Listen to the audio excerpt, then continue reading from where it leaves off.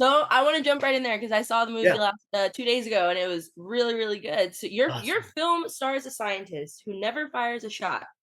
There's no guns. There's no. I don't think he intentionally tries to kill anybody anyway. Why did you choose to make the hero more of like a brain over brawn action? And how did you influence or come to that decision with that tone? Well, all my movies in the past were dramas or thrillers, and I was hesitant to do an action movie because I was always nervous that I would never have the time. Because today's movies, you have very little time to do action, and I knew coming from the action world, I had to do it right. So I waited, and I decided that if I did an action movie, I wanted to do something that I didn't see 105 guys fighting each other and 200 guys getting killed that you didn't care about. I wanted to figure out how someone could get out of a mess without a gun, without a weapon, and also not being trained. And I thought, who better than a scientist to figure out how to get out of something like this? And yeah, it wasn't about killing, it was just about trying to stay away, to prevent them getting their weapon. So okay, with you saying that and wanting to figure out things without having to use a weapon, I heard that you actually went to Home Depot and practiced how to make those weapons. Like, did that really happen? Yeah, as soon as we wrote the script, we left all the gadgets out, and I said, "Let me figure it out." So I went to Home Depot. I went up and down the aisles, and I just started grabbing things I thought that could be explosives or something that could cause pressure and everything else. So I threw it in my thing, and then I went home. I carved out some sticks, and I tried it in my garage and tested it. Called up Josh, and I go, "Dude, you got to check this out." So I'd send him the video and like the fish hook and the wrap around the whole and all that. I trained on that against a tree, so everything that you see in the movie has been tested. Even the knife out of glass, I even did that over some coals and see if I could crack a glass. And so I wanted to make sure that no one out there could tell me that it would never work. So it was basically it was practical. It was like, Yeah. he technically really could have done this in the woods. Yeah, it was. It was the only thing that was dangerous was testing the propane in the garden nozzle. That was a little bit scary because I wasn't sure what was going to happen, but I kind of emptied out half the propane tank before I tested it. But it worked. That's really cool. That's actually really cool that you prototyped everything. And Josh Duhamel's character, he uses brain power for survival, which we love. How did you and I was actually really curious about this, especially that the opening scene, which I think kind of knocks you in the gut, literally, immediately. How did you use brain power or balance both action and intelligence when setting up the scenes and then setting up like the lethal traps? Because it's like he's in a fortress of solitude, and you figure that he probably had booby traps, but it's kind of extreme.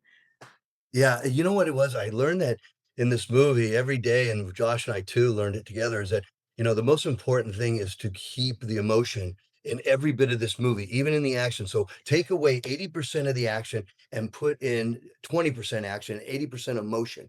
If I could do that, it would be all through what he's feeling and thinking. And I think that the ticking clock will constantly be running through this movie if I could get rid of the moments where action is just action and make the character by his look and by his stare and by how his reacts to everything is what draws the action to happen, and that's kind of what we designed it for.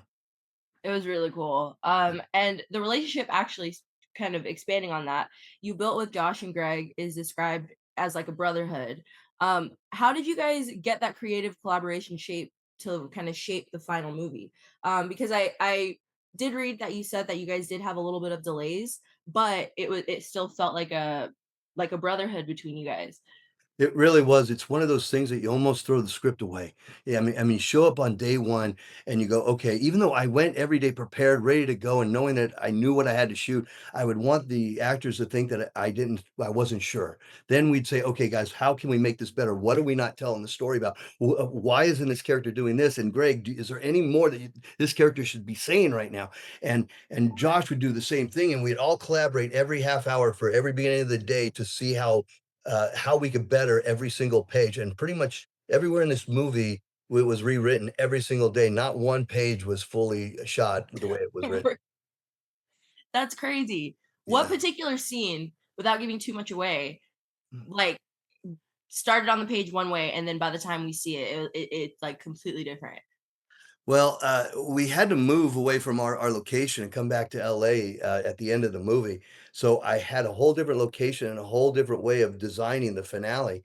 And so now I left this one area to come to another area, and I had no clue what I was doing. I had to shoot it within 2 days. And pretty much we just figured out a way of making a chase out of this small little set piece into making it feel like it's a big castle kind of area, and trying to really make the gadgets work and not and have the audience pay it off. So that's what was really important. Word to me is that you had to pay off the gadgets, and by us doing that thing where we see Josh build them, I wanted to make sure that everyone saw every little thing and gave an answer for it. So I think that was like the one that was the truest one I had to stay true to. That was really cool. I'm glad you did. Uh, Okay, Greg plays an unexpected villain with charm. He's like, yeah, like what made him the right pick and how did you guys end up shaping his character once he got into and added his influence? Well, I told my producers, I said, "You gotta trust me on casting on this." I said, "It's not gonna be what you think." I said, "Because I need a villain that people love." And I go, "There, I know that that sounds crazy, but I'm tired of seeing the guy that gives a dirty look in the background. Guy that always has to be mean and ugly about everything. What if a guy has charisma and class and is just doing it because he has to do it? And really, he's out of his game completely, you know?" And I'm like, Greg Kinnear is like the perfect example, guys. If we can make Greg Kinnear a villain, and they're like, Greg Kinnear, he's a great actor. I go, if I could get him, he would be great. I said, that's the guy. I said, let the audience love him and let him follow his trail through this movie as much as Josh's, and you won't have this dry scene. It'll keep flowing. No, he was crazy. It was really funny how they all played off of each other. And I know there were moments that are supposed to be serious, but because of how he delivers a line or he like throws a look, it just makes you laugh because I'm like, oh my god, you're like a comic book villain. This is great. I did listen to another interview of you, and you said the ending is like a nod to Tony Scott. Can Yes. you talk about why it is that homage and why it matters to you so much? Well, I did 5 movies with Tony Scott, and I was a stuntman on most of them. And I would just on my days off and even where everyone else was back in the trailers, I would just hide behind his chair and just listen to him, and he kept seeing me, and he finally said, "What do you want?" I said, "I just wanna be a filmmaker."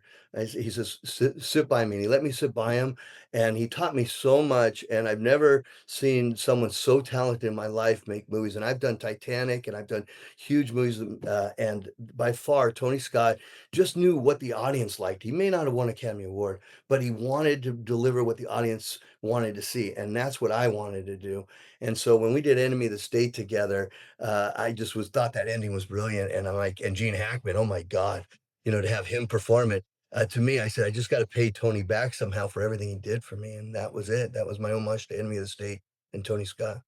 That's really cool. And do you feel as a director, it's more important based off of the incredible thing you just said about that man, that it should be for the audience? Like we should, yes, it's great that there are accolades and awards, but like our job and your job as a filmmaker is to make sure that the project is received by the audience.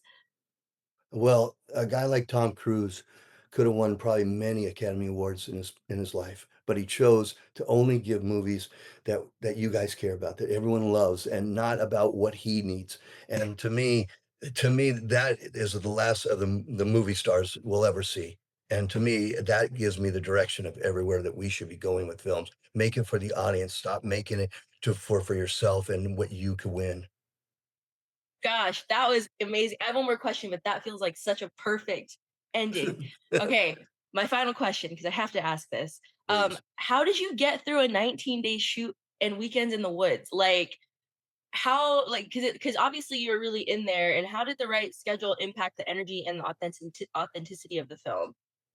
Well, the key thing is to keep your energy so high and your adrenaline so going so much that everyone feeds off of it. And to me, I kept a little tiny 4-inch monitor. I never went to the monitor room. I just kept right next to the actors the whole time. I constantly rolled that camera, and every time that we called wrap, I'd ask Josh to stick around or Greg to stick around and grab my cameraman, a focus puller, and said, "Look, guys, let's just grab this little lighting over here. We'll just get a little clip here." And everything we could do, shoot on weekends. The finale of this movie I stole. I went to the LA train station where you're not supposed to shoot, and I put a camera underneath a coat, and I pretty much got the kid coming out of a train, and I got Josh taking off on the bike with Maria at the end of the movie where that was completely stolen off the streets of LA.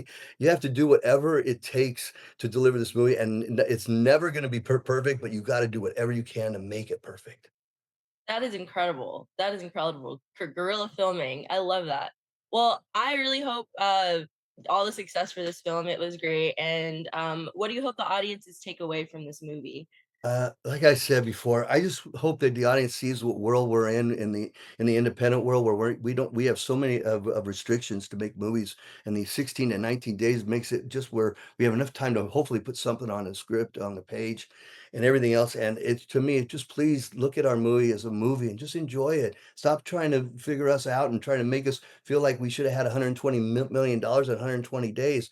We did our best for you guys, and we're doing it for you. So please just enjoy this movie. Yeah, everyone, make sure you go check out Off the Grid. It is a thrill ride from start to finish. And thank you so much for talking to me today. And you know what? I hope to interview you later at some point, Johnny. Thank you, CJ, so much. All right, bye bye. Bye bye.